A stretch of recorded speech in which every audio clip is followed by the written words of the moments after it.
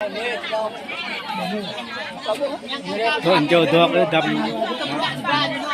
bong lulu làm sao lâu rồi ha bong làm lak lulu rồi Bola jadi ini rabre ini jadi benin haram nah junta new pas semua ring tebar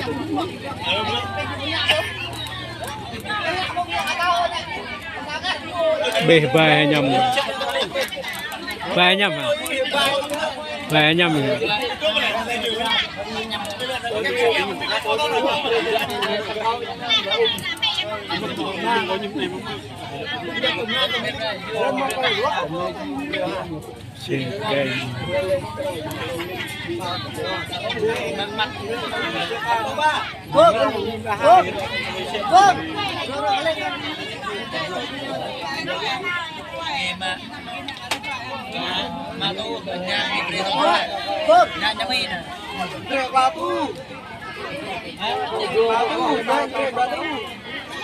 simpan tuh